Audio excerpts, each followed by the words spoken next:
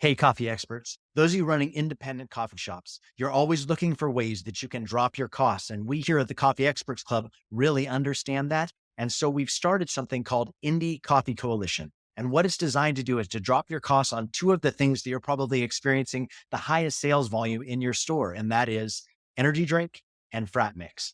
Those two line items, we've created our own products and are offering you those products at a reduced cost so that you can cut out the Red Bull of America. You can cut out the main lines of energy drinks that you're doing and serve your own energy drink at a reduced cost on a line item that you're probably already making a lot of sales on anyway. The best way that you can grow sales is by dropping your costs and maintaining a current volume. So check us out at indiecoffee.co and we'll love to tell you more there. Welcome to the Coffee Experts Club, where we discuss all of the insights, expertise, and drama that goes into making your passion your profession. Our hosts, Aaron, Ben, and Drew, are three coffee experts who have taken their coffee experience and turned it into true expertise.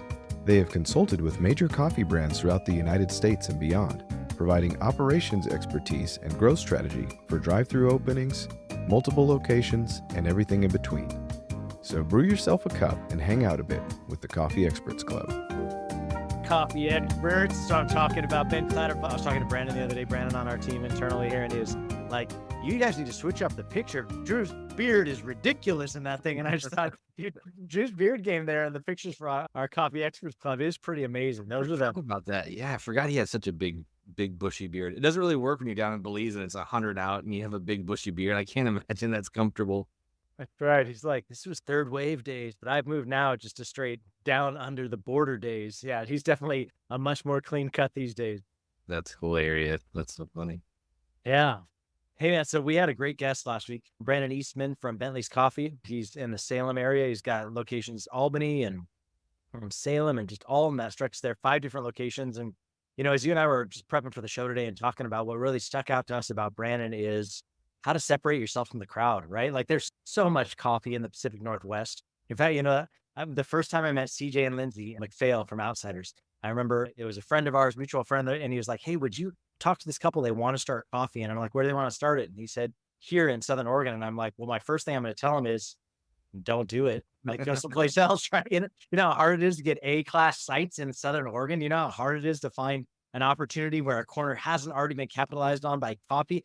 And it's really tough to create for yourself an identifier. But CJ and Lindsay have done a great job with their Outsider Nation and some of the things they've really carved out and niched out for themselves. But Brandon has really done an amazing job at creating a cutout for no, this is what makes Bentley stand out in Southern Oregon.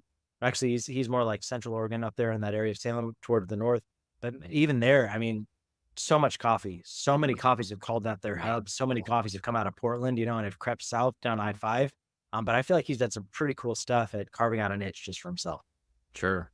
Yeah. I mean, I mean, any number of things. Like he did so many things that were just like, holy cow! Like that's a lot of what he was doing when he was talking was making me. I was thinking, I was like, man, that's stuff you do like when you're like 5, 10, 15 years in, like creating everything, all of his ingredients from scratch.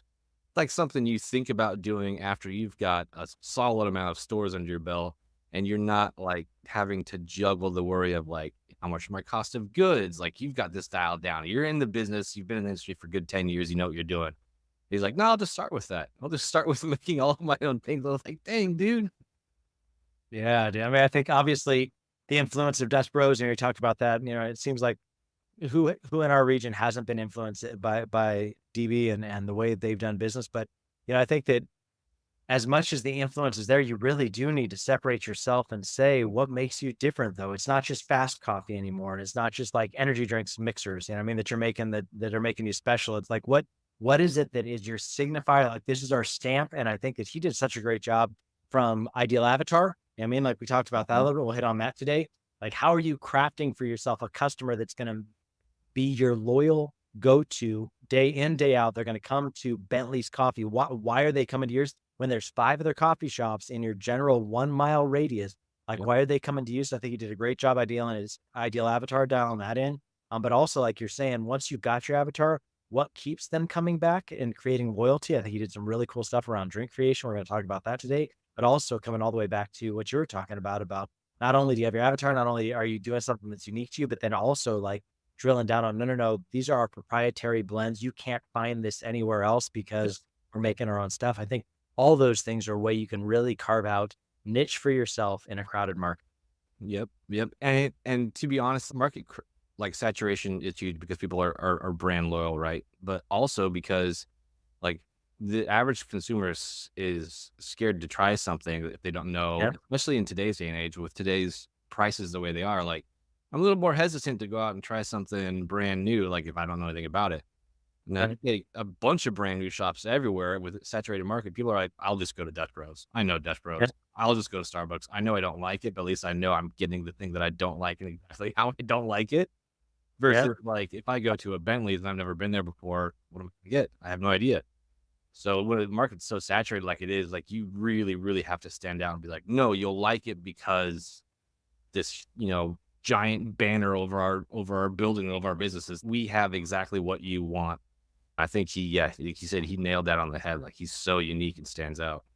Not only for you, but for your dog, right? Like, so that, I Yep. mean, let's start there. So, I mean, obviously there's only so much you can do with consumers, right? Like what's the unique thing about us? Like, we always talk about speed, service, strength. Like everybody's got their pillars, whatever their pillars are, but really how unique can that be? Really, we all are trying to show up and provide an excellent cup of coffee, really love on our customers, make sure it's quick. Like that has to be like the bar. Like Yep. if you're not starting there, you're not going to make it, period. Like, yeah, like that's like a given. But what then is the next layer? So I think obviously his locations, I know, Ben, we didn't get a bunch of time to talk about this, but he does really beautiful locations. We talked about, he had taken a footprint of a service station there in Albany is what is his newest location. Made that just, that's where Joy works, my daughter. Like crazy to have somebody on the show where my kids slinging coffee out of your windows. That was a crazy crossover, but like his Albany store is beautiful. He did a great job on choosing the location, easy ingress, egress, very visible, on a main drag. It's an A+ location on where he put himself. But then on top of that, like, how do I call out and say, hey, we know you, we get you? And I think we talked about that in this era that we're in right now. You know, kids who are those millennial ages and south, like they aren't necessarily popping out a bunch of kids, but what they do love is their 4-footed babies, right? They love their dogs, they love their animals. So how can I do that? And so, like he said, when it came down to title, he chose to name it after his pup, Bentley, and Bentley's face mugshot is from front and center on all the bold logoing. And not only is it just around his pup, so he's calling out saying, hey, we get dogs. We love dog lovers. We love pet lovers. But then he leaned in even more with the pup cups, which I thought was really cool, where they're blending bananas and peanut butter. And didn't he say even they were doing their own peanut butter for a while? Something crazy where they were Yep. like organic peanut butter with bananas and something that's healthy for your pup when you bring him in. And then let's lean into it even further than that. Every pup cup that's sold is going to be donated to the local dog shelter, like dollars going towards something that's important to Ideal Avatar. That makes me feel good about every dollar I put into this guy's stand because I know he's giving back to somewhere that's important to me. Super brilliant, super, super bright. First time I've heard of a coffee shop doing that, and that is, I think that's one of the easiest and biggest ways to differentiate yourself. Like every coffee shop you go through, whether it's a Dutch Bros or a Starbucks, will put whipped cream in a cup for your dog, and everybody Right. loves dogs. It just took one guy to go, ding! Everybody loves this thing. We all do this. Why don't I just focus my entire shop around this? And all of a Yeah. sudden, you're the most unique coffee shop around. It was absolutely genius. And you're right. Like with my age and younger, like the 4-legged child is much more prevalent than the 2-legged child. I love you more, right? They love Yeah. you more. There's no way around it. If you've got kids, Yeah. if you're listening to them today on Coffee Experts and you have kids, kids are a fickle creature. Sometimes they like you and sometimes they don't. But my dogs are happy every time I come Yep. home. They love me, and I think that super smart. And then to take that one step further and then go knowing that demographic and we're talking about like what age 35 and younger, knowing that demographic is then also very concerned with and paying very close to what they're eating and drinking themselves, very Right. health Yeah. conscious.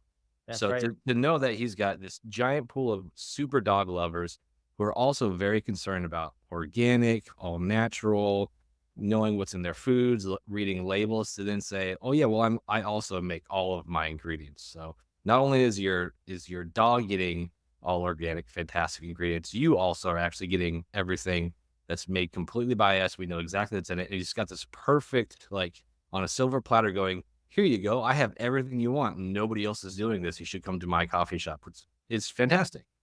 Very, very unique. Especially, we talked about it a little bit before we jumped on the show. I think we always advocate for people cutting out the middleman. How can you cut out the middleman, right? Like, what are the big things that you're spending a bunch of cost of goods on, right? You've already established traffic counts. We talk about it all the time with energy drink. We talk about it all the time with blending powders, with frat mix. Like you've already established the car count. How do I cut my cogs? How do I cut my cost of goods down so that I literally am growing money because my car count's there? If I drop my costs, I make all that much more profit. So they're the main call outs that we always talk about, things that Indie Coffee Coalition does. If you're an independent out there and you're wondering, Indie Coffee Co. it is a great one to look at to help you cut some of those costs. But Brandon, in bringing all that stuff internal, has taken it to the next level of, okay, so how can I cut my costs even more by creating my own syrups and sauces? And I mean, he talked about, they went deep into it, bro. Like that wasn't like surface level. I'm going to create a couple of SKUs. We're talking about, no, whole position, whole division of the company now. They've got 5 locations. That's not a small supply chain. You know what I mean? Like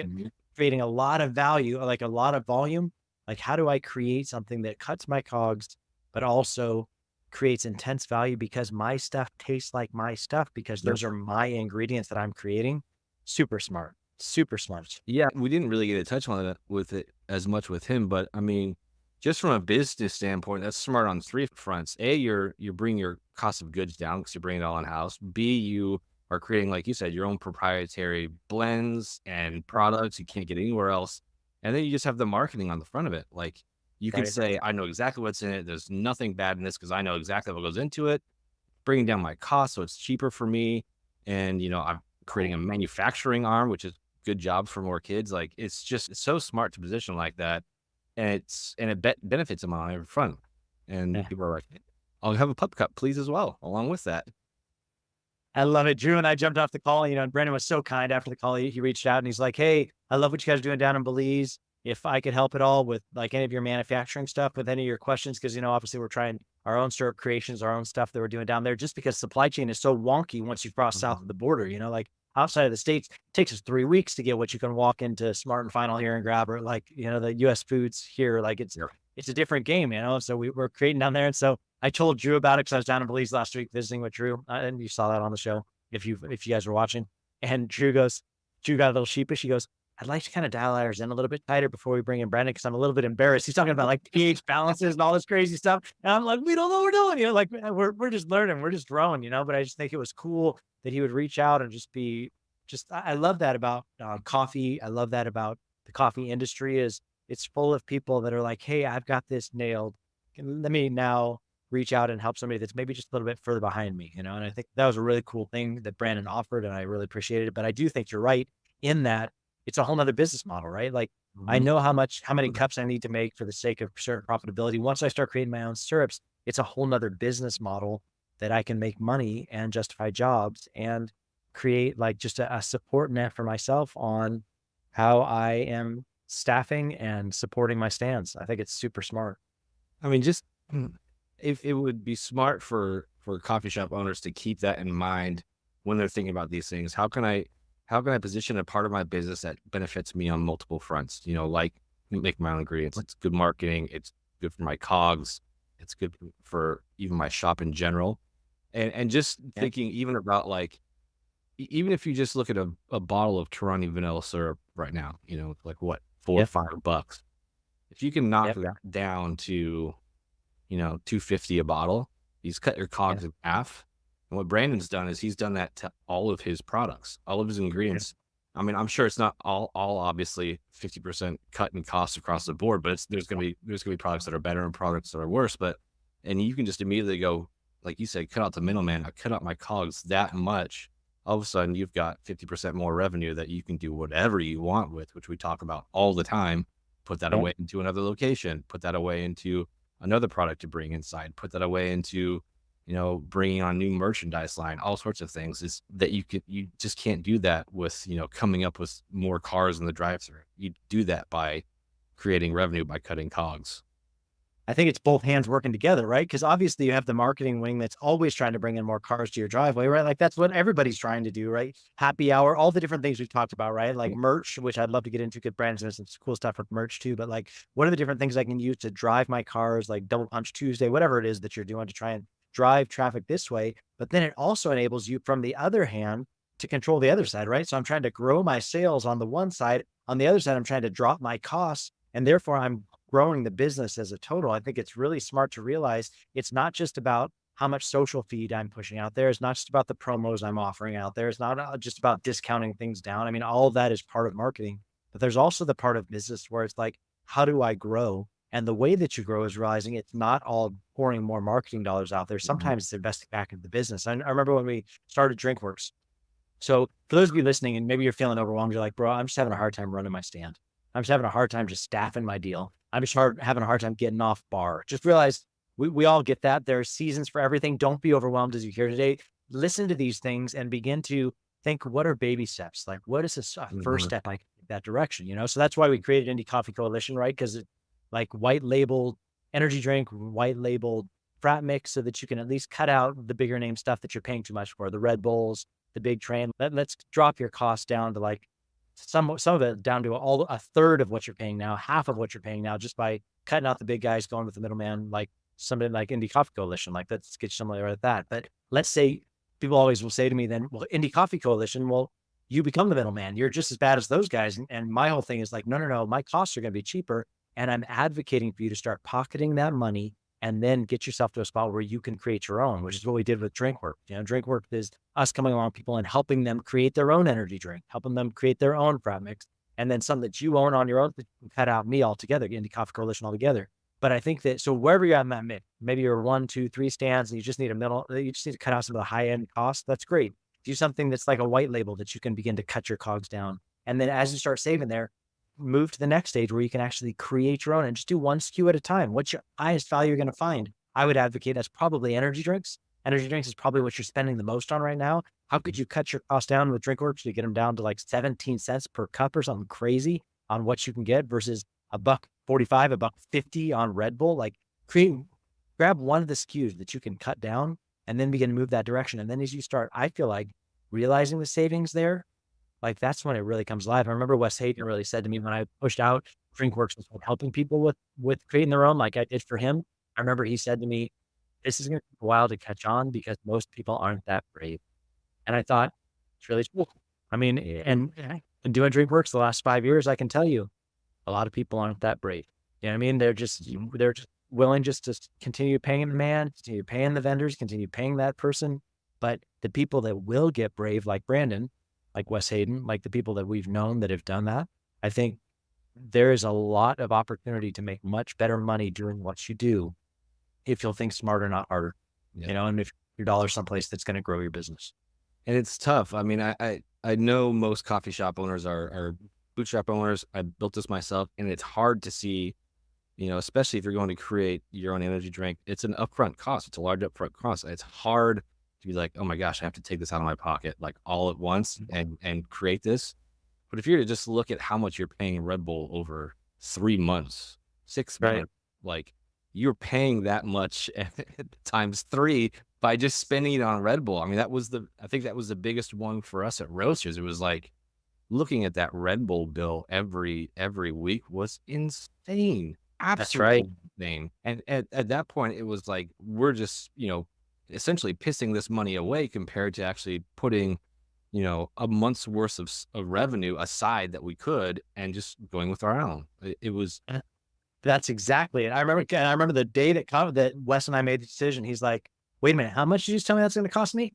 That's 1 month of what I'm paying in Red Bull. The answer is yes. Let's do that. Cause at that point you guys were at like 10 or 12 stands or something like that. And so much volume was going out to Red Bull. 1 month worth of decision was him creating his own energy drink and have volume for 6 months worth of energy. You know what I mean? Like, not only was the proprietary creation, but also all the creation that you got out of the back of it. And then from there, they just made money. And, you know, it's in the story on DrinkWorks. If you go to drinkworks.energy, but Wes's video's on there, but he opened 2 new locations by what he saved in year number 1 of shifting to his own energy drink. I mean, that's insane. That's insane. So he opened 2 locations by just making a switch to a SKU that he created himself. But it's so smart. So any of you that are on the fence, just think about ways you can squirrel it away. And we try and make it really an easy stepping stone through Indie Coffee Coalition, then migrating to drink work, then just being on your own and cutting out every middleman that you're buying big volumes from. Because I think the more you can do that, roasting your own beans, energy drinks, frat mixed, like Brandon's doing with syrups and sauces. Yep. So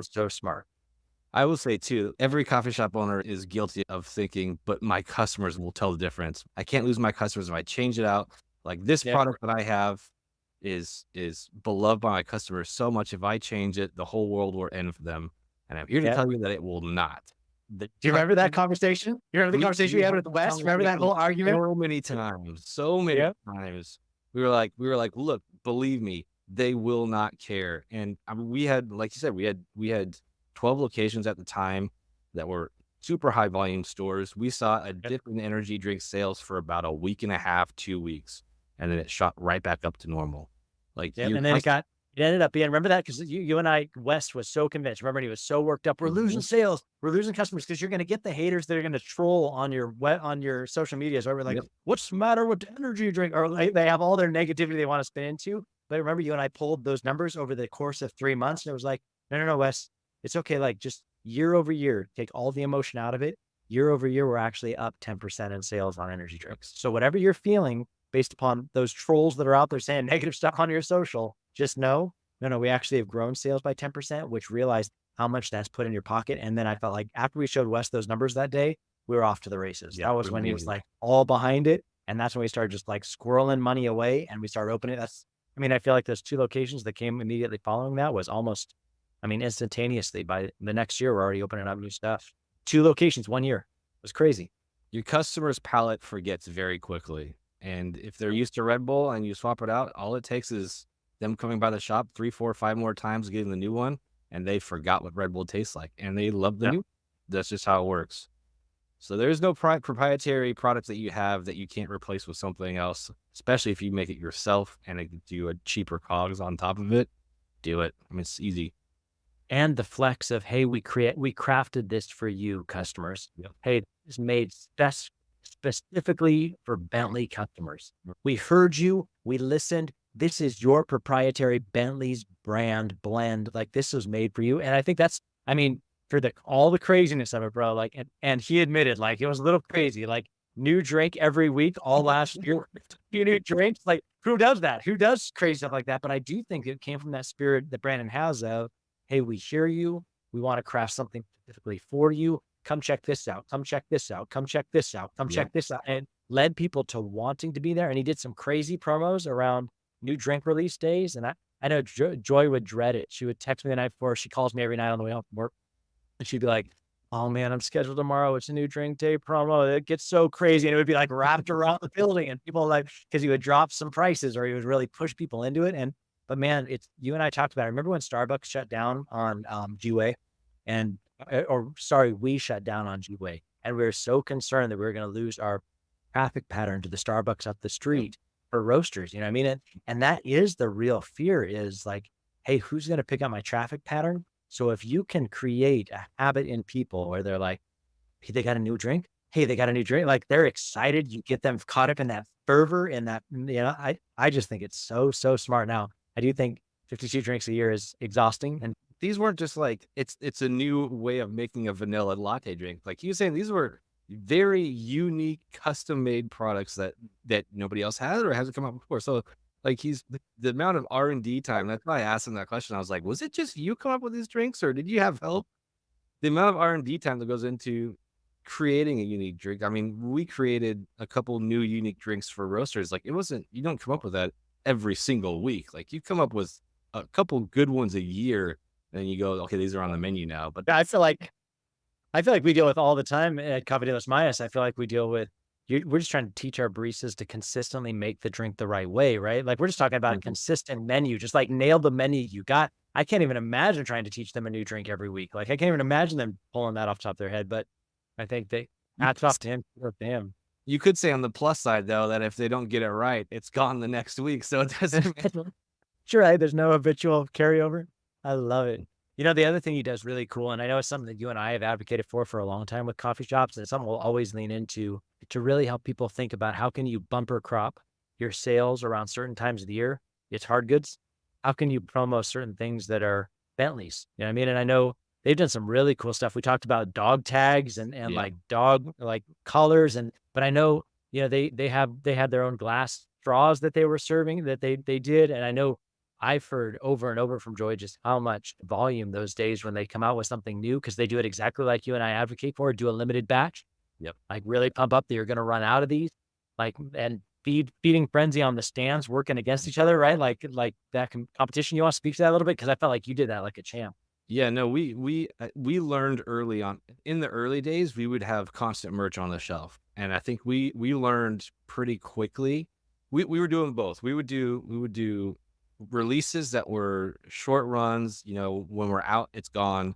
And we would do constant merch on the shelf. And the constant merch on the shelf would never sell. I mean, Yeah. you could sell a t-shirt here or there, but we'd have t-shirts collecting dust on the shelf for ages, Right. ages. And the second you lean into, we have 500 cups, and once the 500 cup is sold, it's gone. Yep. Like it turns into a feeding frenzy. And then you start creating like a culture with your customers of new release drops where they're like, it's coming up, it's coming up, it's coming up. I can't wait. Right. I can't wait. I can't wait. Christmas is coming up. New holiday cups are coming out. We did ornaments for a while, Christmas ornaments, and people got stoked. They were so excited for when Christmas would come around and the roasters Christmas ornament would launch. Yeah. So you create this expectation, and people asking you to sell them a product. They're like, please, will you have a product for me to buy? And like Yep. that's every business owner's dream. Like, shut Yeah. up and take my money meme. And for him to do that with brilliantly around the one thing that people love more than themselves, and that's their dogs. Like That's right. like he created this perfect scenario of people saying, I want you to take my money. Please take my money and give me something I want. And it's genius. It's super genius. Yeah. So I think as we get ready to wrap up the show today, I think as you're listening, my encouragement is I know it's easy to get overwhelmed. I know we're dealing with staffing issues at one of the locations down in Belize right now, and it's stressful. It's stressful on Drew. It's, you're like, I'm just having a hard time putting together a schedule and getting people to show up. I get it. Like there's all different seasons of running coffee, but don't stop dreaming, and really ask yourself, what makes me unique? What is going to draw people back to me? And then pick out one of these areas that we talked about today where you're like, no, actually, that's a really interesting idea. What could I do with my avatar that would make it a little bit more of a chisel out? It's calling out to people, come here if you're X, for Bentleys, if you're a dog owner, right? Also think about what are some unique things I can do with my drinks that I could maybe cut out a middleman, that I could drop my cogs while I've established a traffic count and just grow money for my business. And then also, how can I begin to create something new, create something different, create something unique with the drinks that I offer, whatever cadence that is, quarterly drinks, maybe start simple, start easy. McPhail's do a great job at Outsider for their Christmas drinks. I think they come out, but every quarter they change up their menu. Every quarter is something new. And I think that's a great thing. And then ask yourself, is there an opportunity for a bumper crop in hard goods? Like something that's outside of coffee. That's the beauty of hard goods is nobody has to make anything. They're just putting something out a window. You know what I mean? It's just an add-on to add, your per transaction dollar amount, increase the per transaction so that as you multiply those out, you actually see a greater return. So be thinking of ways that you can actually drive volume to your stands beyond just being a good dude that serves a cup of coffee real quick. Because I think that what's going to make you grow is when you start thinking outside the box. Brandon, you've done a great job at that at Bentley's. It was such an honor to have you on the show. I'm excited to have him back on future shows. I think it's going to be a good thing. So Ben Taddebuck, always a pleasure. You're a gentleman and a scholar, and I appreciate Coffee Experts with you. We missed Drew today. We'll have him back next week. Thank you, everybody that's tuning in on Coffee Experts. We'll see you next week. See ya.